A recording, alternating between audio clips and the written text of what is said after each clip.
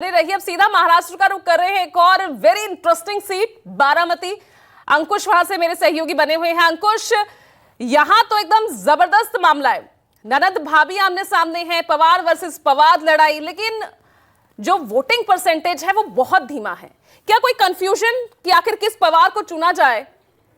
क्या ये भी एक बड़ी वजह माना जाए कि कम लोग यहां पर वोटिंग के लिए सामने आ रहे हैं?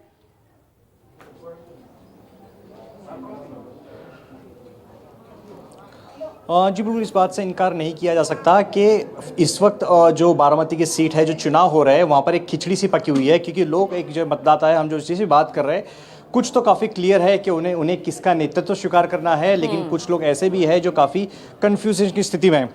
चुनाव तो पूरे देश में हो रहे हैं, तीसरे चरण का आज लोकसभा का चुनाव है, लेकिन बारामती की सीट ऐसी है जहां पर यह तय होगा कि बारामती का गढ़ किसका। एक तरफ योद्धा शरद पवार है जो कि 83 साल की उम्र में भी जमीन पकड़े हुए हैं, तो वहीं दूसरी तरफ अजित पवार भी है जो कह रहे हैं कि अभी नेतृत्व करने की बारी मेरी है। हालांकि इसका फैसला आज जनता कर देगी, क्योंकि बारामती के लिए भी यहाँ पर जनता जो है मतदान के लिए यहाँ पे देख सकते हैं इकट्ठा हुआ है। हालांकि आपने सही कहा कि मतदान की जो गति है वो धीमी है। लोगों से बात करते हैं, वजह क्या आपको लग रही है? मतदान करने लोग निकल नहीं रहे बारामती में, क्योंकि अभी 11 बजे की बात है, परसेंटेज की इतना कुछ ज़्यादा खास रहा नहीं है।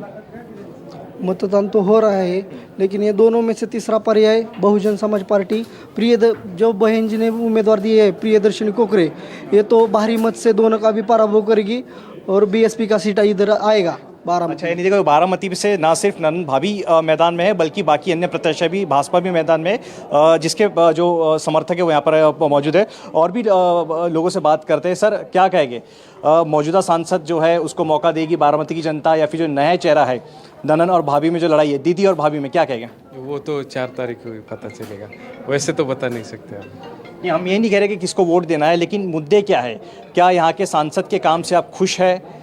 नहीं, काम तो दोनों ने अच्छा किया है, लेकिन बाद में पता चलेगा।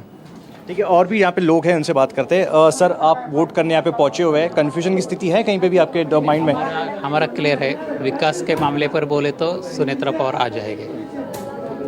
लेकिन शरद पवार जी का कहना है कि उन्होंने वहाँ पे विकास किया है। सुप्रिया सुले 15 साल से यहाँ पे सांसद है। वो नहीं कह सकते। हमने एक कह दिया, उनके बारे में नहीं कह सकते। तो यहाँ पे देखिए, और भी है महिला वोटर से हम पूछते हैं, आप वोट करने यहाँ पर पहुँचे हुए हैं, क्या आपके जहन में? क्योंकि एक तरफ दीदी है, एक तरफ भाभी है। हमारे भाभी को वोट करेंगे। ऐसा क्या है भाभी में? क्योंकि दीदी भी 15 साल से यहाँ पे सांसद है। वो हमारे बारामती का विकास करेंगी ना, इसलिए हम उन्हें वोट करेंगे। तो बारामती का विकास किसने किया? शरद जी ने कहते हैं कि वो कर रहे हैं। पिछले 50 साल से ज़्यादा शरद पवार जी यहाँ पर है। हर दिन है, इसलिए मुझे पता नहीं ज़्यादा कुछ इलेक्शन के बारे में। अच्छा, आप क्या कहेंगे? परिवार में एक ऐसी स्थिति हो गई है जहाँ पर परिवार के 2 लोगों में से एक व्यक्ति को चुनना है और सांसद भेजना है। विकास के लिए तो अच्छे दादा ही चाहिए विकास के लिए। अच्छा, बारामती में विकास हुआ है पिछले 15 साल से, और अगर विकास हुआ है, अगर नहीं भी हुआ है, तो और क्या कुछ ऐसा करना चाहिए जो विकास यहाँ पे हो सकता है? और नहीं, बारामती में जो विकास हुआ है अब तक, अभी पिछले 20-25 साल देखे तो सारा पूरा विकास अजित दादा पवार ने किया है। ऐसा ही सभी बारामती के लोग जानते हैं। अभी दीदी, आपने बोला दीदी और भाभी की लड़ाई है।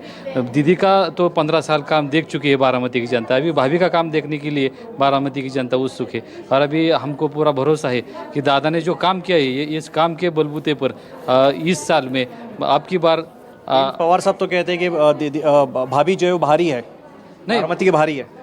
नहीं, भारी नहीं, भाभी तो घर की है। अभी बेटी बाहर की हो गई है, अभी भाभी घर की लक्ष्मी है वो। और वो घर की लक्ष्मी, हमें पूरा भरोसा है, पूरे मेजोरिटी के साथ जीत के आएगी और पार्लियामेंट में जाएगी, मोदी के साथ काम करेगी और देश का विकास करेगी। तो देखा आपने कि हर व्यक्ति की यहाँ पे जो मतदाता है उनकी अपनी अपनी राय है, अपना विचार है। देश में चुनाव मुद्दों पर हो रहे हैं, बारामती में भी मुद्दे कई है, लेकिन इन मुद्दों से ज़्यादा ये बात बारामती में हावी है कि इस बार जनता किस पवार को चुने। पुराने जो सांसद है उसको वापस से मौका दिया जाए, या फिर जो नई नवेली चुनावी मैदान में उतरी है सुनेत्रा पवार, उसको मौका दिया जाए। शरद पवार जो कि पिछले 50 साल से भी ज़्यादा बारामती पे रूल कर रहे हैं, उनका नेतृत्व वापस से दोबारा मौका दिया जाए, या फिर अजित पवार जिन्होंने संगठन में रहकर काफ़ी आक्रामक भूमिका निभाई है, राष्ट्रवादी कांग्रेस पार्टी को विस्तार करने में भी उनकी काफ़ी अहम भूमिका निभाई है, या उनको मौका दिया जाए? क्योंकि बार बार अजित पवार ये कह चुके हैं कि ये वक्त आ चुका है शरद पवार के रिटायर होने का, और ये सारी बातें जो है आज जनता तय करेगी, जिसका फैसला 4 जून को आना है। बिल्कुल, और ऐसे में सभी की नजर बारामती पर एक तरह से लिटमस टेस्ट से कहा जा सकता है।